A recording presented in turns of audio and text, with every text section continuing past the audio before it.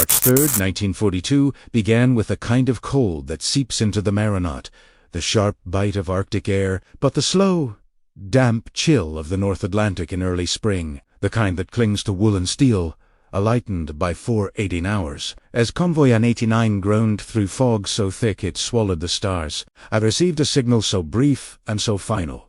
It felt less like a message and more like a wound. Mallory KIA. Confirm receipt. Await further orders. The words, decrypted from the naval cipher No. 3 used between the Admiralty and Fleet Command, were stark, unadorned, devoid of the usual cushion of protocol or condolence, as if the death of Captain Alistair, Mallory husband, father veteran of Jutland, and the steady hand that had guided the Blackwood through 2 years of wolf packs and winter gales was merely another entry in a ledger to be filed away before breakfast. My hands did not tremble as I transcribed the message. They had learned long ago to separate feeling from function, but my throat tightened like a fist around a secret too large to swallow. For I knew, with a certainty that chilled me more than the sea ever could, that if this news reached the crew now, in the midst of a U-boat hunt that had already claimed a merchantman and left us circling like wounded wolves, the Blackwood would not survive the next 24 hours, not from torpedoes, but from the slow unraveling of morale that follows when men realize their captain is gone and no one is truly in command. I sat there in the wireless cabin, the only light, the dim amber glow of the receiver dials. The only sound, the low thrum of the ship's engines and the occasional crackle of static that seemed to echo the silence of Mallory's empty quarters. And I weighed the weight of truth against the weight of survival, knowing that in war truth is not always a virtue but sometimes a luxury we cannot afford, especially when the men on deck are already sleepless, already strained to the breaking point, already jumping at shadows in the fog. Mallory had taught me that leadership was not about heroics, but about stewardship, about holding the ship together until the storm passed, and in that moment, I understood that the most loyal thing I could do for him was not to announce his death, but to protect the illusion that he was still here, still watching, still in control, even as his body lay somewhere in the Admiralty's cold files in London. I did not burn the message as protocol demanded for sensitive decryptions, nor did I log it in the official record. Instead, I folded the slip of paper and tucked it inside the lining of my tunic over my heart, where it would stay like a second pulse, a silent companion to the lie I was about to live. At 6 o'clock, Lieutenant Commander Hayes came to the bridge for the morning watch, his eyes redrimmed from lack of sleep, his voice sharp with the tension of 3 days without contact. "Anything from the Admiralty?" he asked, and I handed him a sanitized report I had prepared. "Routine update received. No operational changes. Mallory's status unchanged." He nodded, relieved, and turned back to the charts, never suspecting that the man whose name I had just invoked was already being lowered into the ground, and in that exchange, the first of many silences began to grow between us, a silence I would have to carry like a stone in my chest for the next 72 hours. I returned to my cabin and began the delicate work of mimicry reproducing Mallory's handwriting for routine orders, timing my appearances on the bridge to coincide with moments he might have been seen, even mimicking his low, steady voice over the intercom when a course correction was needed, all while listening to the U-boat reports come in, all while watching the crew move with the fragile confidence of men who believe they are still led by a man who cannot be moved. That night, as depth charges shook the hull and the mess deck emptied in panic, I stood at the wireless set and transmitted a false signal to Halifax, inventing a status update that placed Mallory on active duty, monitoring situation, knowing that every word was a betrayal of truth, but a fidelity to life, for the real betrayal would have been to let fear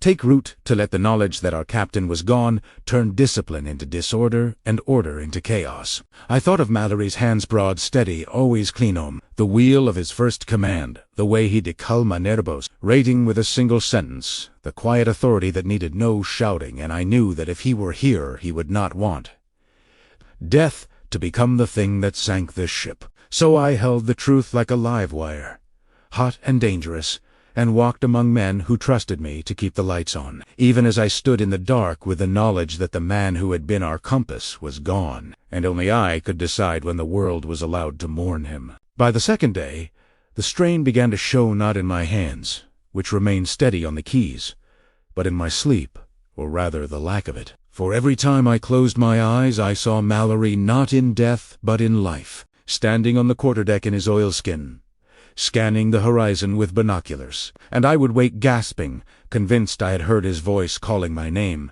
only to find the corridor empty and the ship still adrift in the fog of war. I avoided the officers' mess, ate alone in the wireless cabin, and spoke only when necessary, my silence growing heavier with each passing hour. Yet the crew seemed calmer, more focused, as if the mere belief that Mallory was still with us was enough to steady their nerves, and in that paradox, that a lie could bring peace, while the truth would bring ruin, I began to understand. The terrible burden of those who must decide not just when to speak, but when to withhold, not out of deceit, but out of duty.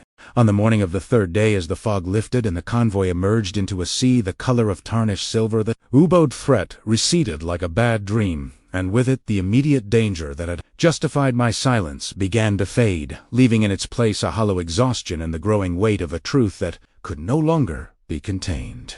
I stood on the bridge at 7 o'clock, watching the crew move with the easy rhythm of men who believed the worst had passed, their voices lighter there, shoulders less tense.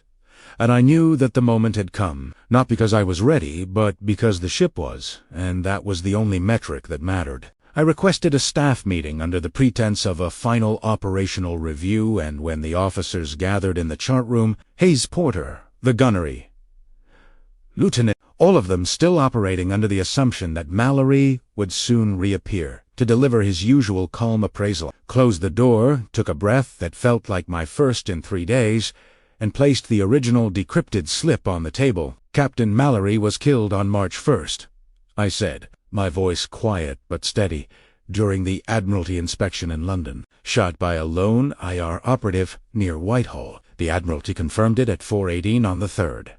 The room went utterly still, not with disbelief, but with the kind of silence that follows a depth charge, silence that is not empty, but full of things too heavy to name. Hayes sank into a chair, his face aft. Porter stared at the floor. No one shouted. No one wept. They simply absorbed the truth like men who had been holding their breath and had only just remembered how to exhale. And in that moment, I saw not accusation in their eyes, but understanding, for they knew, as I had known, that if I had told them sooner, the Blackwood might not have made it through the night, and that knowledge, that shared burden, forged a bond between us that no official report could ever capture. Hayes took command without ceremony, his voice rough, but sure, and within the hour, the ship was running under new orders, the crew informed with the dignity Mallory would have wanted. And though the mood sobered, it did not collapse, for the foundation I had preserved through my silence had held long enough for them to stand on it without him. I burned the forged orders that night, watching the flames consume Mallory's ghostly handwriting, and with it, the last trace of my deception. But I kept the original signal, folded small and hidden in the same tobacco tin that would one day hold Billy McLeod's letter. For I could not bring myself to destroy the only proof that I had done what I believed was right, even if no medal would ever acknowledge it, and no history book would ever record it. Years later, at a reunion of ON 89 survivors in Portsmouth, Hayes, by then retired, his hair white, but his eyes still sharp, pulled me aside and said, "You saved us that week, Ellis. Not with weapons, but with silence." Mallory would have been proud. I didn't correct him. I didn't tell him that I had woken screaming for weeks afterward, haunted not by the lie, but by the fear that I had been wrong, that I had overstepped, that I had played God with the truth. But in the end, the ship lived, the crew lived, and sometimes that is the only justification war allows. In 1965, while visiting Mallory's grave in Brookwood Cemetery, marked by a simple stone bearing only his name, ranka, and dates, I placed a poppy and a small brass key I had carried since 1942, the key to the wireless cabin where I had held his death in my hands, like a secret too precious to release, and I whispered the words I had never been able to say aloud. "I am sorry I couldn't tell them sooner, but I couldn't let them fall."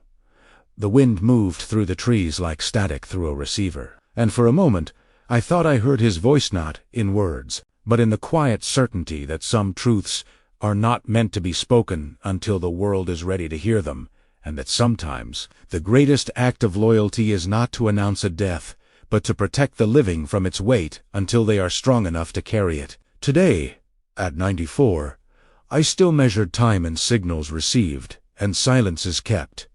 And though my hands shake and my eyes blur, I remember those 72 hours, not as a burden but as a testament to the fragile architecture of command, the way it rests not just on orders but on belief, not just on authority but on the quiet, unspoken trust that someone is still at the helm even when the sea is darkest. If this story made you think of a truth you've carried alone, a silence you've kept to protect someone else, then do me a favor. Honor it, not with fanfare, but with the quiet understanding that sometimes the most heroic thing we can do is not to speak, but to wait until the storm passeth, until the dawn breaks, until the ship is safe enough to mourn. I was the first to know he was dead, but I kept it secret for 72 hours.